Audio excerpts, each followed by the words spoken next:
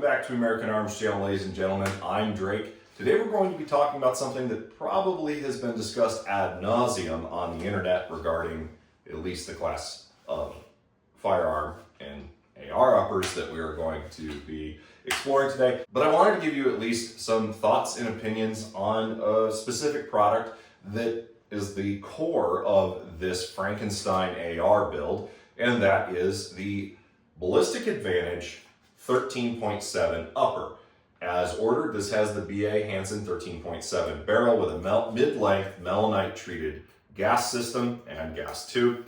It is a melanite barrel. I will put the specifications down below as well as the SKU number so that you can reference exactly what I'm talking about. This comes with an Atlas R1 handguard, which is actually a really good handguard system in my opinion and experience. I have installed them, I have utilized them, I've recommended them to others, and they're cost effective and they work pretty dang well and seem to be fairly durable. So while Aero Precision and Ballistic Advantage can receive their criticisms, and they're not without them, it's a pretty good product overall.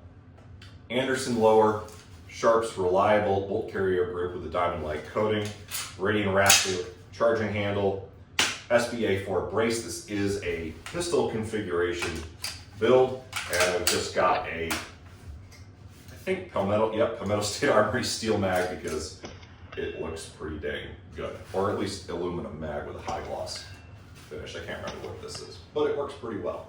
People really would care about, well, how good is the 13.7 upper from Ballistic Advantage and what can I expect out of it? I think overall you can expect at bare minimum reliable performance with an appropriate high quality bolt carrier group and a build that is meant for general purpose use. I don't know that you could call this duty grade, but in my opinion it is more than sufficient.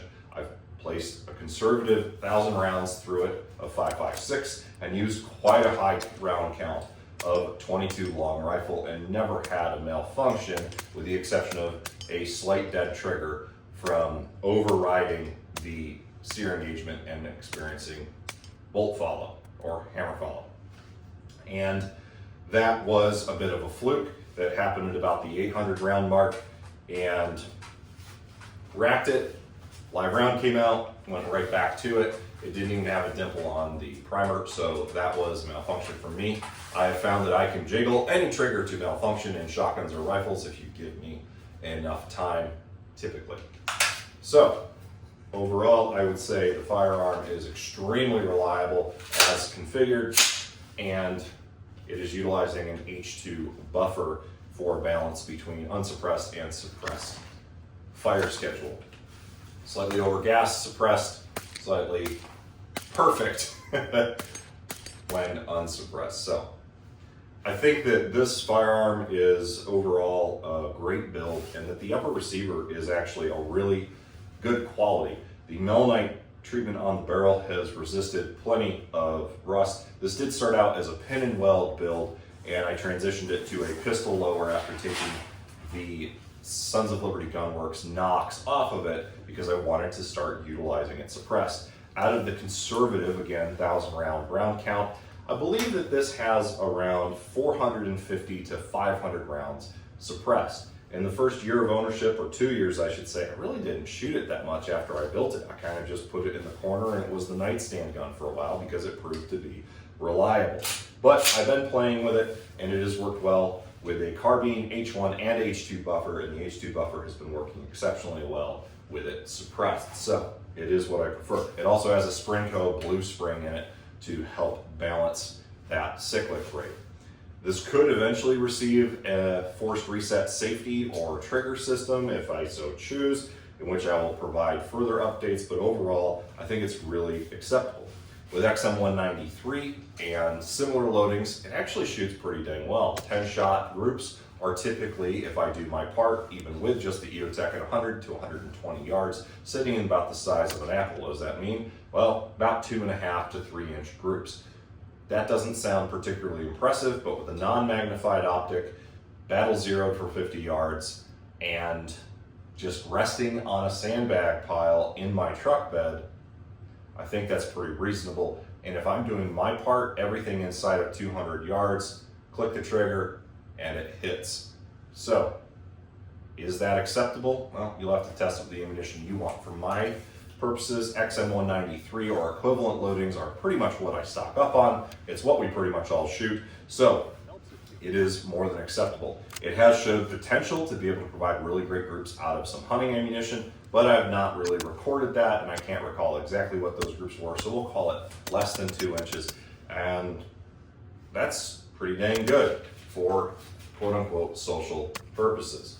I think that the Ballistic Advantage VA Hanson barrel profile is a really great balance between lightweight, traditional AR setup, and being able to actually provide a decent level of accuracy.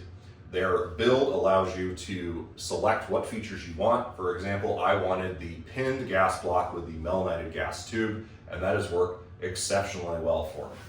The threads are excellent, and really, I have had no complaints on muzzle device compatibility. I think that the quality overall has been excellent, and reliability reflects that. Feed ramps are cut properly. You do have a little bit more meat on the bones when it comes to the upper receiver geometry. It is not traditional to the technical data package of an M4 or any AR-15 as produced by Colt or Armalite, but everybody has their flavor. The internal dimensions are appropriate, and it seems to operate really well. Gotten this extremely dirty, usually using not only firing suppressed schedule, but also firing suppressed with rimfire, firing unsuppressed with rimfire, and just slapping 5.56 mags in it after swapping the conversion kit back out, hitting the bolt release, and going to town. The Reliabolt works really well and has kind of been a codependent testing platform here with the Ballistic Advantage upper. So I think they really align as far as their intent. It looks cool. We all know looking cool is the most important part, right? But as far as reliability, durability, and general wear and tear, I think that the upper offers a lot of advantages, especially for the price point. Is this something that's going to compare favorably against a high quality, purpose-built AR? No, I do not expect it to. But for the average Joe who probably won't run 5,000 rounds through it in his entire life, more than acceptable. Not that this is a 5,000 round barrel, I don't know that. But somebody inevitably will probably test this. There is a gentleman who tests barrels for accuracy as well as wear on YouTube, and I cannot remember his name exactly. I believe it is Preston Moore, and he has a fantastic series. But overall, I think that this is a really good value for what you get and really helps you put together the exact rifle you want, regardless of the barrel length you choose. This 13.7, fantastic for preserving most of the velocity while also bringing in that overall length so that you have a more short, compact package that is carbine or rifle compatible, a lot like a 12.5, a lot like a 14.5 or 10.5, but gives you much better velocity. So overall, it's a thumbs up in my book. We'll update you further in the future. If you like this kind of content and you want to learn more about this, you want to see more groups, you want to see something that is a little bit higher detail than me just pontificating and providing observations and opinions, then let me know, and it might encourage me to produce more content like this with a deeper dive on products like the Ballistic Advantage 13.7 upper. As always, guys, God bless, keep your powder dry. I'll see you in the next video.